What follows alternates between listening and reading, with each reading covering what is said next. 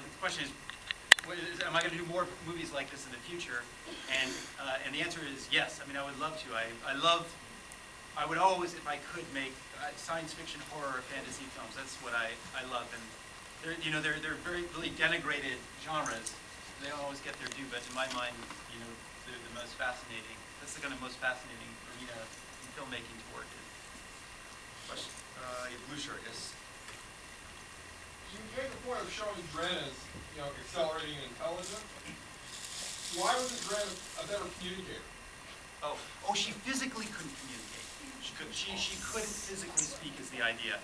And the reason she couldn't physically speak is because I really didn't want to write dialogue for her. I couldn't imagine what she would say. And also, I felt that it was important that we don't know what's going on in her head. If she could tell us what she was thinking, then there wouldn't be any mystery. And I think Dren will always remain a little bit of an enigma. And a lot of the tension of the story, I think, comes from the fact that you don't quite know what's going on in her head, and therefore what she's going to do, and that she could kind of turn, on a dime. So that was really the reasoning. Although at the end, clearly she's developed some kind of capacity. So she has one line, which incidentally is a little bit of stupid Splice trivia. Was delivered by Adrian Brody. Really? Yes, Adrian Brody gave the male Dren line.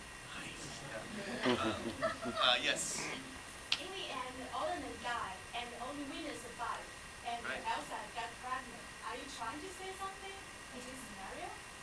I think women are the superior half of the race. Yeah!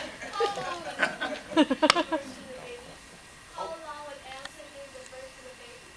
Splice too. Splice. That's funny. Just DNA Splice of the together. grandfather path. Yeah. So I'm wondering how long would it take her? I don't know. No, it could be anything, really. Yeah, I don't know. And I guess, you could conceivably think that it's Clive's child as well. We don't 100% know at the end. It's a little bit open, but it'll be, whatever it is, it's going to be interesting. I'm sure she's going to have a very interesting child. Unusual child. You, sir, yes. The film to me has like a kind of a modern retelling of the Frankenstein in a way. Absolutely, yeah. Why do you think she wouldn't have aborted her pregnancy? In theory, it's a wonderful ending in a way. All right. What would your rationalization be for why she would keep it? And before I forget, have you thought about not having that kind of moody opening, but actually using that 2 or 3 minutes that you have at the opening for titles to actually introduce the story more? Oh, okay. So 2 questions. So one is, why doesn't Elsa abort her baby? Why is she keeping the baby at the end of the movie? And my answer to that would be, that's really Elsa's, that's how she's grown as a character. She starts the movie as a woman who doesn't want to conceive her own child. She kind of abhors the idea of, I think Elsa's a very complicated person, and I think she has a number of issues, clearly, with her mother. This is a story about mothers and daughters, and I think she's a little bit afraid of becoming her mother with her own child. I think she even maybe has a slight repulsion at the idea of actually physically carrying a child in her own body. And in a way, she's much more comfortable with the idea of doing it, in an artificial way through the experiment. But by the end of the film, I think she starts to really appreciate what it means to have a child. And I think having failed as a mother the first time is prepared. She's probably insane, but she's in a sense being courageous because she's prepared to carry it through, to see it through. And she also, I feel like that child, whether it is Adrian Brody's child or not, or Clive's child or not, I think that being the child of Dren, I think she feels a responsibility to it and to her and to Adrian. I'm sure there's great emotional attachment to what she's carrying within her.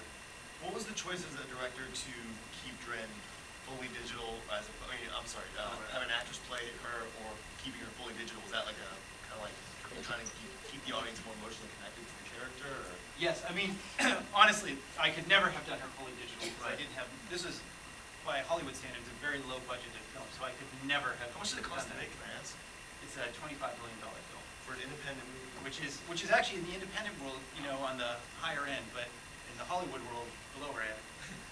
But even so, that's still not a lot of money to do this kind of thing, and I could never, Avatar it. I could never. But the truth is, even if I could, I wouldn't, because I think the movie's so insular and it's so intimate, and the emotions are so complex that it worked in Avatar, but I don't think it would work in this case. And I also don't think that Adrian and Sarah would have been able to respond or give quite the same performance with, a tennis ball in front of them or somebody in a blue leotards.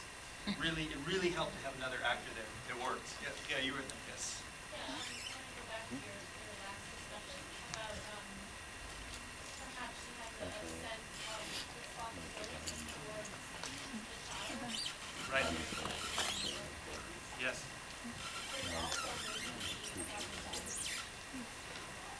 Well, see, this is what I like ending movies with a question mark.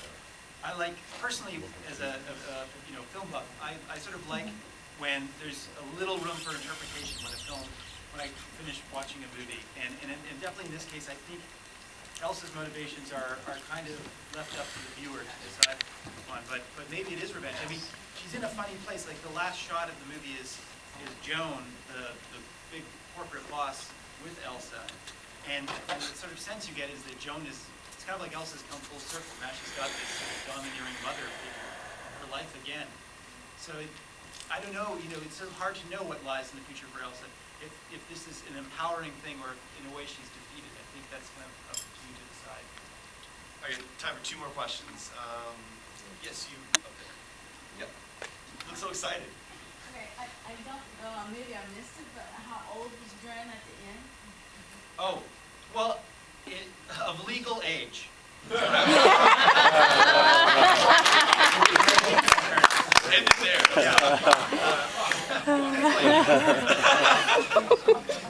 Old enough. I didn't even think about that. Right. Yes, you. How much did the success of earlier movies like Cube for you influence how much budget they trusted you with? Well, I made this movie, you may or may not know it, years ago called Cube, which is a very small thing. Oh,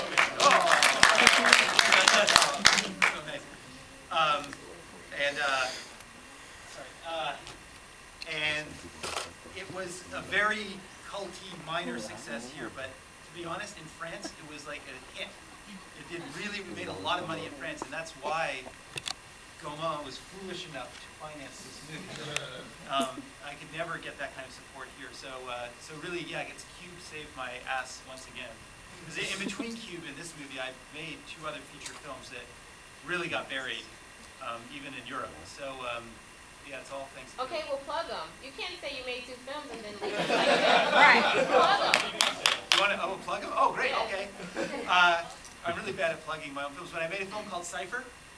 It stars Lucy Liu and Jeremy Northam, and it's kind of a Philip K. Dick-like science fiction movie, and or sort of spy-fi movie. And then I did another even more obscure movie called Nothing. Never title your film Nothing.